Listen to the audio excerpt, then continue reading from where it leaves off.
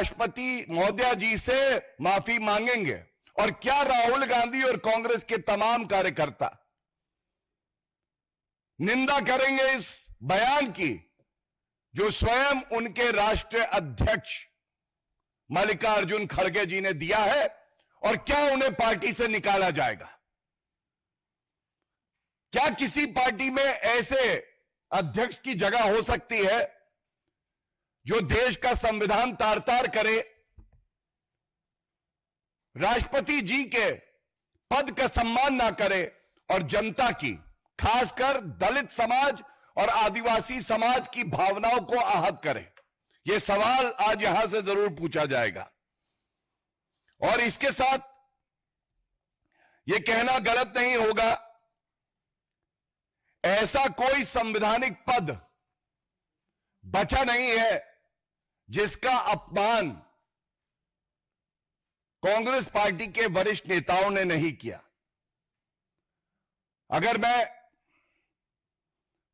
बात कर रहा हूं राष्ट्रपति पद की, हम सब जानते हैं प्रधानमंत्री जी पिछड़े समाज से आते हैं, ओबीसी समाज से आते हैं। अपनी मेहनत से, अपनी लगन, नागरिकों के प्रति जो उनकी निष्ठा है, उसकी वजह से वो 11 साल से देश में नागरिकों की सेवा कर रहे हैं। देश के प्रधानमंत्री हैं। चौकीदार चोर है, बिच्छू, सांप, नेवला, मौत का सौदागर। राष्ट्रपति पद का अपमान, प्रधानमंत्री पद का अपमान। उपराष्ट्रपति जी के लिए टीएमसी के सांसद कल्याण बनर्जी मिमिक्री कर रहे थे, और उनकी वीडियो कौन बना रहा था? उनकी वीडियो राहुल गांधी नेता प्रतिपक्ष बना रहे थे। उपराष्ट्रपति पद का अपमान। Chief justice of India, Bharat के मुख्य न्यायाधीश, उनके खिलाफ इंपीचमेंट मोशन इसलिए लाया गया क्योंकि कांग्रेस पार्टी अपनी सहूलियत सर्वोच्च न्यायालय के फैसलों में देख रही थी। मैं बात कर रहा हूं former chief justice of India justice Deepak Mishra की। किस तरह से जुडिशियल कू की जा रही थी, यह दर्शाता है साफ, चाहे वो सीएजी हो, इलेक्शन कमीशन ऑफ इंडिया हो, ईडी हो, सीबीआई हो, किसी पर कांग्रेस पार्टी का विश्वास नहीं है। हर संस्था पर आरोप लगाना, भारत के लोकतंत्र को कमजोर करना, यही इनका मुख्य मकसद है। और इसी के साथ यह कहना गलत नहीं होगा, मैं दिखाना चाहता हूं ये जो महाठगबंधन है, इंडी अलायंस, इनके टीएमसी के मंत्री, ममता बनर्जी की सरकार में मंत्री अखिल गिरी, इन्होंने क्या कहा था? We don't care about looks but how does your president look. ये टीएमसी। अब आप मुझे बताइए, इस तरह की अशोभनीय टिप्पणी करना, तेजस्वी यादव ने क्या कहा? अगर माननीय द्रौपदी मुर्मू जी राष्ट्रपति बनेंगी तो राष्ट्रपति भवन में एक मूर्ति आ जाएगी जो एक शब्द नहीं बोलेगी। This is RJD, Tejashwi Yadav for you. यह इनका एक इकोसिस्टम है विशैला, जो संवैधानिक मर्यादा को बार बार तार-तार करता है। मैंने बात करी कैसे कांग्रेस की सोच आज जनजातीय समाज के खिलाफ है, दलित समाज की विरोधी है। मैं आपको कुछ तस्वीरों से दिखाना चाहता हूं। राहुल गांधी कुर्सी पे बैठे हैं, डॉक्टर बी आर अंबेडकर साहब जो हमारे लिए भगवान के समान है, उनकी तस्वीर नेताओं के, कांग्रेस के नेता जो है उनके पैरों में है। लालू प्रसाद यादव, उनके पैरों में डॉक्टर बी आर अंबेडकर साहब की तस्वीर है।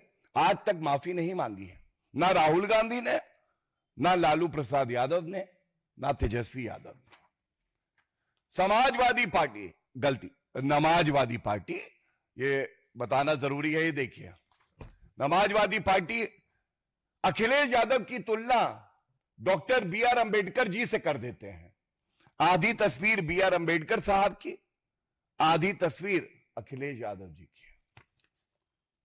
और खड़गे जी को हम एक बात जरूर कहना चाहेंगे, आप भी पिछड़े समाज से आते हैं, आज आप अपमान कर रहे हैं देश की राष्ट्रपति जी का।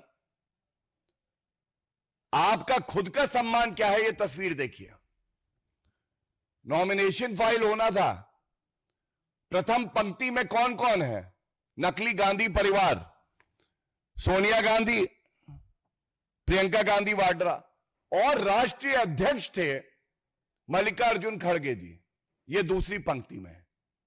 कहने का तात्पर्य, जिनके इशारों पर मल्लिकार्जुन खड़गे जी आज दलित विरोधी, आदिवासी विरोधी बयान दे रहे हैं, वो इनका खुद का सम्मान नहीं करते हैं। और ये कहने के बाद सिर्फ इतना ही कहूंगा और अंत करूंगा अपनी बात को। तमाम ऐसे और बयान हैं मेरे पास जहां पे कांग्रेस के नेताओं ने हमारी देश की राष्ट्रपति द्रौपदी मुर्मू जी का अपमान किया है। और इसी तरह से जो दलित राष्ट्रपति भारत के रामनाथ कोविंद जी रहे, उदित राज जी का एक बयान है, गूंगा बहरा दलित किसी भी स्थिति में पहुंच सकता है भाजपा में।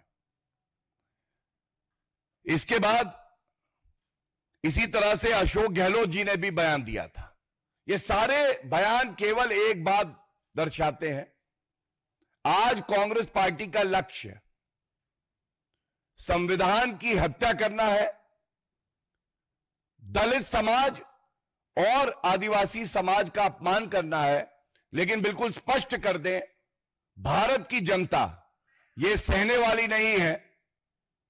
और कांग्रेस पार्टी और राष्ट्रीय अध्यक्ष मल्लिकार्जुन खड़गे अगर माफी नहीं मांगते हैं तो आप देखिएगा हर नागरिक अपना गुस्सा और जो वो व्यथित है उसको प्रदर्शित करेगा, और ये भूल कांग्रेस पार्टी को बहुत महंगी पड़ेगी। बहुत बहुत धन्यवाद। प्रश्न सादर आमंत्रित है शैलेंद्र, डीडी न्यूज।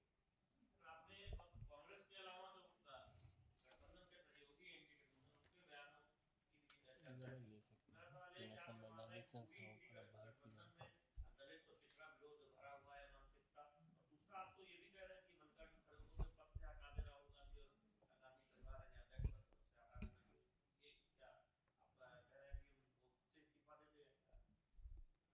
आप बिल्कुल सही कह रहे हैं। अगर आज की प्रेस वार्ता के बाद कांग्रेस पार्टी का हर नेता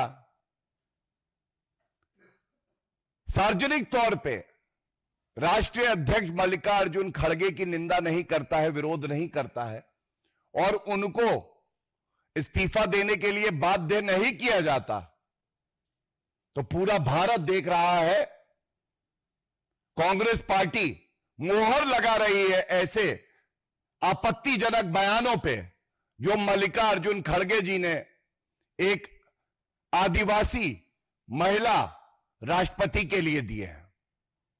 एक दलित समाज से जो व्यक्ति मेहनत से, ईमानदारी से देश का राष्ट्रपति बनता है, श्री रामनाथ कोविंद जी, उनके प्रति कांग्रेस पार्टी में कितना आदर है यह पूरा देश देख रहा है। और हमें इंडी अलायंस के घटक दलों से कोई उम्मीद नहीं है, लेकिन जनता की ताकत को और भारतीय जनता पार्टी पुरजोर तरीके से इस मुद्दे को उठाएगी और दिखाएगी कि राष्ट्र की ताकत क्या होती है। अगर अपमान करोगे तो नेस्त नाबूद हो जाओगे। और कोई? देखिए, हैबिचुअल ऑफेंडर चाहे एंटी दलित माइंडसेट हो, एंटी एसटी माइंडसेट हो, एंटी कॉन्स्टिट्यूशन माइंडसेट हो, मल्लिकार्जुन खड़गे जी एवं तमाम और कांग्रेस के नेता, जिसमें राहुल गांधी भी हैं, यही उनका चरित्र और डीएनए है। लेकिन आप एक बात जान लीजिए, जब मैं इस प्रेस वार्ता के लिए आ रहा था तो कुछ चैनल दिखा रहे थे कि भारत में कई स्थानों पर प्रदर्शन हो रहा है मल्लिकार्जुन खड़गे जी के खिलाफ, और यह इसलिए है कि आप आदिवासी समाज, दलित समाज और हर भारतीय नागरिक की भावनाओं को आहत करें और यह सोचें कि भारत के लोग आपके साथ खड़े रहेंगे। ऐसा होने वाला नहीं है। अपने पैरों पे कुल्हाड़ी मारने का यह एक उत्कृष्ट उदाहरण है। और मैं इतना ही कहूंगा, हम यह भी जानते हैं कि खड़गे जी में इतनी शर्म नहीं बची कि वो माफी मांगे, लेकिन फिर भी हमारी नैतिक जिम्मेदारी है कि हम इस मुद्दे को उठाएं, कांग्रेस पार्टी को आईना दिखाएं और बताएं कि राजनीति में विरोध ठीक है, लेकिन जब आप संविधान को तार तार करेंगे तो भारत इसे कभी स्वीकार नहीं करेगा। संतोष ठाकुर, अब संतोष जी का सवाल आ गया। सर संतोष जी पूछिए। हाँ, सिर्फ इतना ही कहना है, खत्म हो गया। भाजपा पार्टी ने अपना रुख बिल्कुल स्पष्ट किया हुआ है। हम सभी भाषाओं का सम्मान करते हैं और आप बहुत जल्द ही देखेंगे कि अगर वक्तव्य कोई दिया गया है तो उस पर बड़ी स्पष्टता से भारतीय जनता पार्टी ने पहले भी कहा है कि हम सभी भाषाओं का आदर करते हैं, और आगे भी भारतीय जनता पार्टी का स्टैंड स्पष्ट है कि हम सभी भाषाओं का आदर करेंगे। भारत के लोकतंत्र में किसी की हिम्मत कैसे होती है कि वो संविधान को तार तार करके शरिया की बात मंच से करे। तो हमने भी थोड़ी रिसर्च करी, समझ में आया ये जो घमंडिया कहें, महाठगबंधन कहें, इनकी सोच ही संविधान विरोधी, लोकतंत्र विरोधी, बाबा साहब अंबेडकर विरोधी। और ये तस्वीर एक आई, ये कुछ दिन पहले की ही है।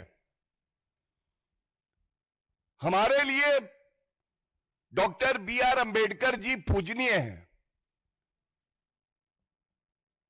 जिन्होंने भारत को संविधान दिया, जिन्होंने पिछड़े शोषित वर्ग के सशक्तिकरण का मार्ग खोला। उनकी तस्वीर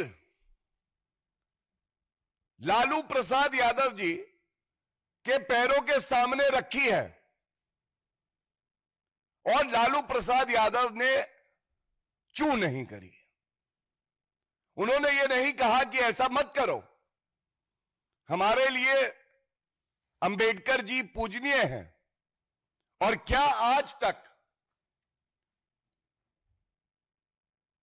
लालू प्रसाद यादव जी ने, तेजस्वी जी ने इस दुष्कर्म के लिए, इस कृत्य के लिए माफी मांगी है? उत्तर है नहीं। यही स्पष्ट करता है कि महाठगबंधन घमंडिया की सोच संविधान विरोधी है, और इनका केवल एक मकसद है, शरिया कानून को लागू करना। और देखिए, आपको याद होगा लोकसभा चुनाव के दौरान भी और उससे पहले भी एक तस्वीर और है। ये जंगल राज आरजेडी के साथी कांग्रेस पार्टी और राहुल गांधी हैं। वो बैठे हैं आराम से ठाट से कुर्सी पर, नीचे तस्वीर है बाबा साहब अंबेडकर जी की। यह केवल एक मामला नहीं था, ऐसी तमाम तस्वीरें हैं और ये तस्वीरें पूरी कहानी बयां करती हैं। कहानी एक प्रयास की जिसमें यह भारत को एक इस्लामिक मुल्क बनाने का प्रयास करना चाहते हैं। इनकी सोच इतनी जहरीली है कि ये शरिया कानून लागू करना चाहते हैं। ये नमाजवादी लोग, इनका संविधान से कोई लेना देना नहीं है। और मैं आपको एक और तथ्य बता दूं, 2024 के लोकसभा चुनाव के दौरान कांग्रेस का मैनिफेस्टो आया था। कांग्रेस के मैनिफेस्टो को सभी घमंडिया के घटक दलों ने स्वीकारा था। आप याद करिए उसमें क्या लिखा था। उसकी रूपरेखा भी बिल्कुल ऐसी ही थी, शरिया कानून को लागू करेंगे, पर्सनल लॉज लागू होंगे, आरक्षण धार्मिक आधार पर दिया जाएगा जो गैर संवैधानिक है। मैं आपको प्रश्न बता सकता हूं, लेकिन केवल इतना ही कहूंगा, ये जो जहरीली सोच है इसके खिलाफ भारतीय जनता पार्टी, एनडीए के सभी घटक दल, जेडीयू अपने प्राण त्याग देगी, लेकिन इनके जहरीले मंसूबों को सफल नहीं होने देगी। और इसी के साथ जब बिहार की जनता तेजस्वी यादव को यह नहीं कहती कि वो समाजवादी नेता प्रतिपक्ष है, बल्कि वो कहती है कि ये नमाजवादी शरिया प्रेमी है, और वो भी 9वीं फेल। इसकी वजह है, क्या तेजस्वी यादव को यह नहीं चाहिए कि वो और किसी के बयान सुने ना सुने, जनता के मन की आवाज को पहचाने या ना पहचाने, लेकिन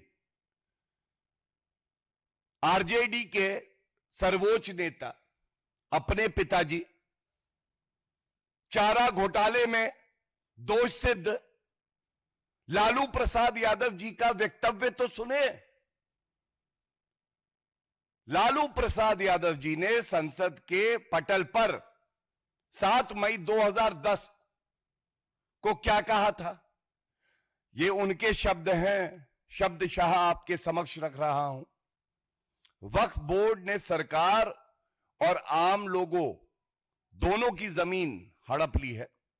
इस पर नियंत्रण के लिए सख्त कानून की जरूरत है। भूमाफियाओं का अड्डा है वक्फ बोर्ड, ये लालू प्रसाद यादव जी कह रहे थे भाई। अब आप मुझे बताइए, लालू प्रसाद यादव जी स्वयं मानते थे वक्फ बोर्ड भूमाफियाओं का अड्डा है। वक्फ कानून में संशोधन किए गए, सुनिश्चित किया गया कि मुसलमान जो बोहरा समाज से आते हैं, अगा खानी हैं, उनका भी सशक्तिकरण हो, महिला सशक्तिकरण हो, पारदर्शिता बढ़े, एक समानता आए। तो इस पे अगर तेजस्वी यादव भड़काऊ सांप्रदायिक बयान दे रहे हैं, इसका केवल एक ही मकसद है, और वो मकसद है समाज को बांटना। अगर आज हमारी सरकार बिहार में विकास की बात करती है, तो ये शरिया कानून की बात करते हैं। अगर हम बताते हैं कि हमने युवाओं को रोजगार दिया, इंफ्रास्ट्रक्चर बनाया, तो ये कहते हैं कि नहीं, बहु विवाह महिला सशक्तिकरण का रास्ता है। ये कहते हैं हलाला ठीक है, आरक्षण होगा तो धर्म के आधार पे होगा। दलितों का, पिछड़े समाज से जो भाई बहन आते हैं उनका हक छीन कर, जैसे कर्नाटका में किया, हम केवल मुसलमानों को दे देंगे। ये सवाल संवैधानिक है, सुचिता के हैं, और ये बिल्कुल पूछा जाएगा। क्या आज